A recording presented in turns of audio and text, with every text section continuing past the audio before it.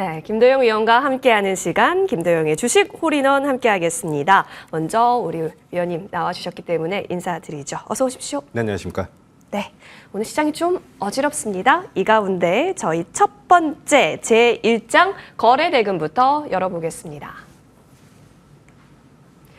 자, HD 현대마린솔루션 오늘도 고점을 높여 세우는 흐름이 장중에 20% 가깝게 올랐죠. 이어서 삼성전자, SK하이닉스, 폴라리스 AI, 실리콘2까지 오늘은 반도체, AI 신규 상장, 화장품 쪽 이렇게 보여지고요. 자, 이쪽에서 하나씩 골라봅시다. 김도영 위원님 어떤 종목 볼까요?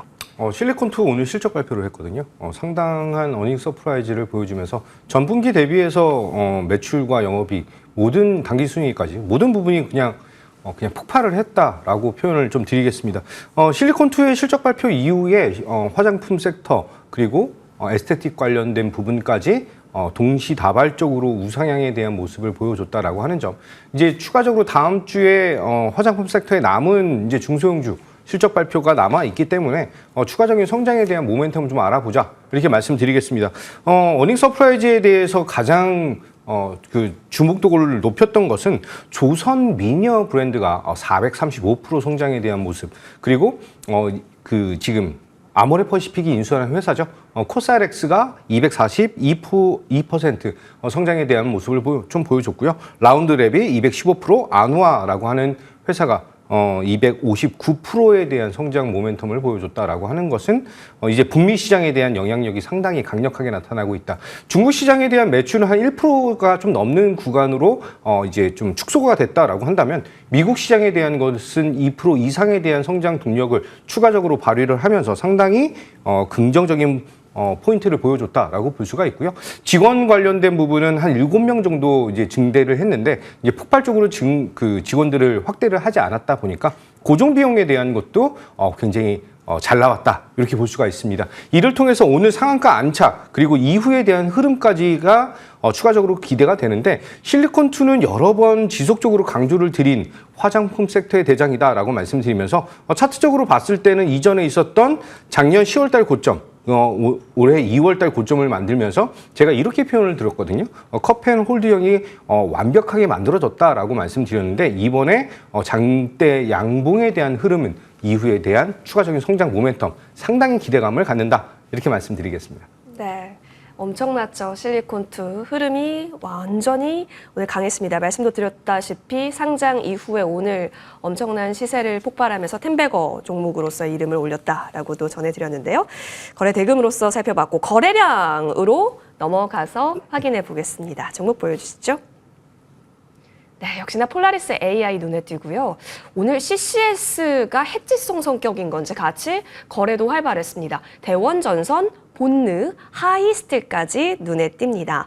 자, 위원님, 여기서도 화장품도 있고 굉장히 여기가 더 다양해요. 거래량 네. 쪽이. 어떤 종목으로 볼까요? 안에는 뭐 CCS라든지 폴라리스 AI, 폴라리스 관련 종목들은 오늘 하루 종일 얘기를 좀 들으셨지 않았을까? 라고 말씀드리겠습니다. 저는 계속해서 이제 EPS 성장에 계속 주목도를 높여야 된다라고 말씀을 드리면서 화장품 섹터 그 안에서도 또 한 번 말씀드리는 본느라고 하는 회사 24년 1분기 매출에 대한 성장 기대감이 상당히 크게 나타나고 있는데 본느 같은 경우는 5월 달에 들어와서 한번 슈팅이 강하게 나타나고 나서 차익실현 매물 구간에서 다시 한번 우상향을 보여주고 있다라고 하는 점, 추가적으로 미국 화장품 구조에 대한 변화가 나타나는 그런 구간에서 이제 미국향 매출, 북미, 일본 그리고 동남아시아에 대한 매출 확대가 나타나고 있는 그 관련주들에 대한 그 실적 개선은 너무나 유의미하게 나타나기 때문에 지금 현재의 우상향, 실리콘2를 필두로 해서 움직임들이 지속적으로 나타날 것이다.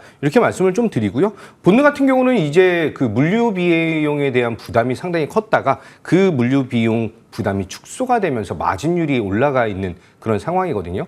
전반적으로 이쪽 화장품 그리고 에스테틱 부분에서도 클래시스에 대한 추가적인 성장 모멘텀, 그를 통한 이제 에스테틱, 레이저 에스테틱 관련 종목들에 대한 우상향 포인트, 이쪽 시장이 지속적인 고성장을 벌써 3년 넘어서 4년째 보여주고 있는 그런 시장이기 때문에 계속해서 주의 깊게 관심 종목 등록하시고 매매 또는 이제 홀딩 전략 계속 유효하다 이렇게 말씀드리겠습니다.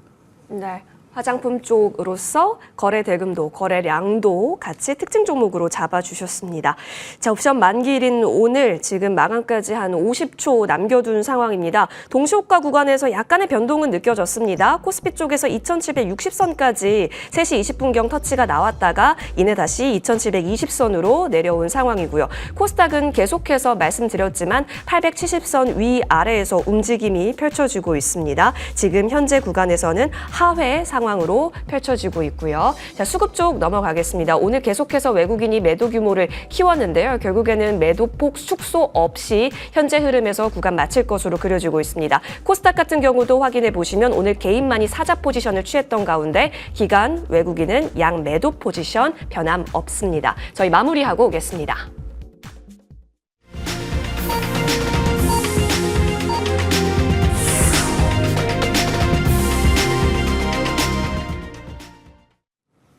네, 여러분 5월 9일 오늘장 거래 마쳤습니다. 고생 많이 하셨다라는 말씀 드리면서요. 금리에 대한 전망이 하루 걸러 하루 굉장히 다르게 펼쳐지고 뚜렷한 호재 없이 지금 시장은 흘러가고 있는 구간에 있습니다. 거기에 더해진 오늘 국내 옵션 만기일. 사실 아시아권 시장에서는 거의 전반적으로 플러스권이 나왔습니다. 니케이는 막판 들어서 마이너스권으로 전환을 했네요.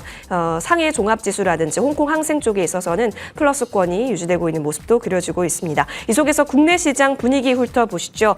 오늘 2710선에서 거래 마친 모습입니다. 오늘 장 초반 2740선에서 스타트를 했었던 코스피 지수인데요. 이내 낙폭을 외국인 매도세와 함께 키웠습니다. 코스닥 같은 경우는 870선 위에서 자꾸 왔다 갔다 했던 모습이 3거래일 연속해서 흘러가고 있는데요. 오늘은 869선에서 거래 마친 모습입니다. 수급 넘어가시죠. 오늘 수급적인 포지션이 가장 궁금하셨을 텐데요. 장 막판에 11시 반을 기해서 외국인이 계속해서 매도 물량을 키워왔습니다. 이탈 없이 그리고 뭐 사는 규모가 드러난다라는 거 없이 대형주, 제조업, 전기전자에서 그 물량을 던졌고요. 여기서 의미가 있었던 것은 기관이 이 물량을 다시 사들였습니다. 연기금 중심으로 기관은 매수세 소폭 집계가 되고 개인의 매수 물량이 더 컸습니다. 코스닥 쪽으로 넘어가시죠. 코스닥 같은 경우는 오늘 그런 큰 뚜렷한 방향성이 없었던 가운데 기관의 매도 물량이 더 컸네요. 외국인은 이 속에서 매도 우위, 개인만이 사자 포지션을 취했습니다.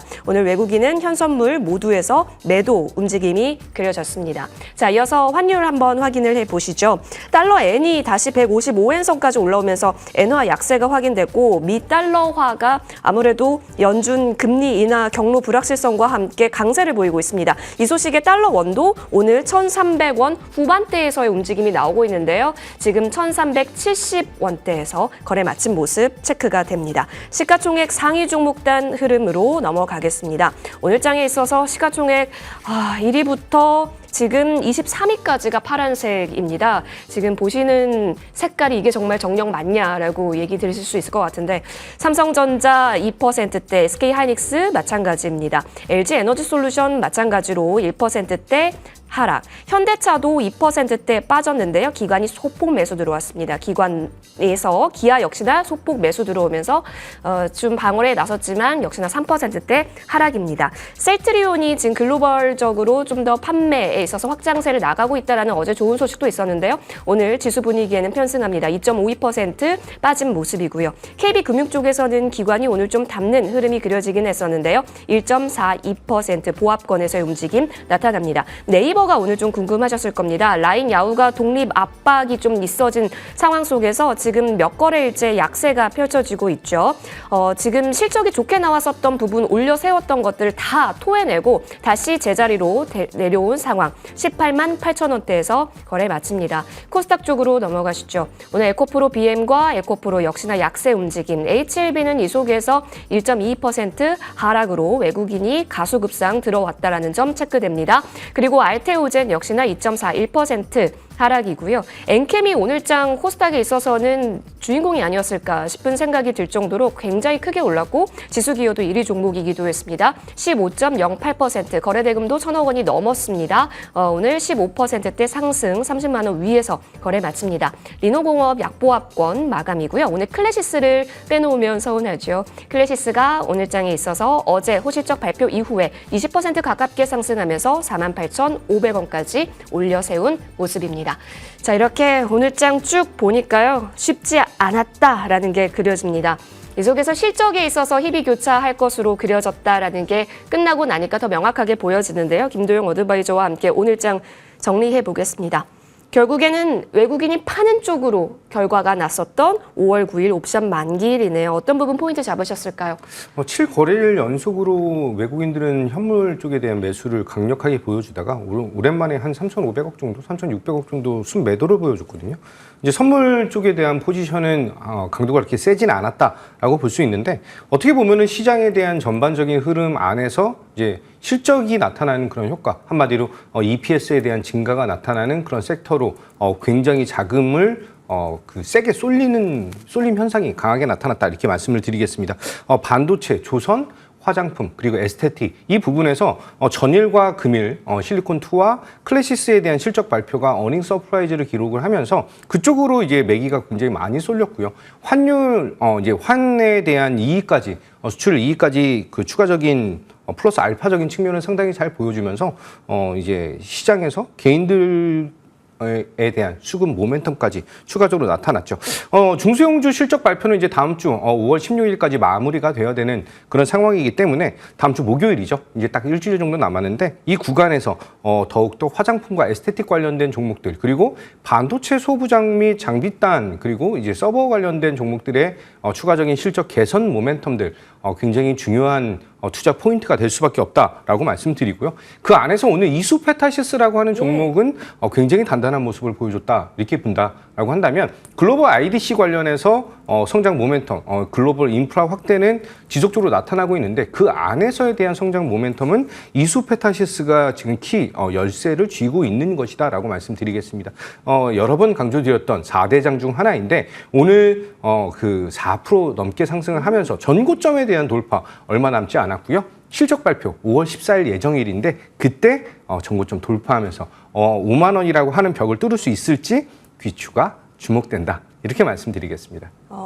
4만 원을 이수하고 5만 원에 갈 수 있을까요? 이수페타시스 기대가 되고 5월 14일 실적 이벤트까지 저희 같이 정리를 해보겠습니다. 자, 위원님 오늘 종목 먼저 들어볼게요. 어떤 종목이 또 내일장 이후부터의 관심주가 될까요? 지금은 저점 공략에 대한 포인트도 상당히 매력적인 그런 모습이죠. 그래서 이제 시스템 반도체 관련해서 검사 장비 업을 하고 있는 아이텍이라고 하는 회사를 좀 설명을 좀 드리도록 하겠습니다. 테스트 전문 기업인데 이제 장비가 한 대에 한 70억 정도 되는 그런 장비를 판매를 하고 있는 그런 회사예요.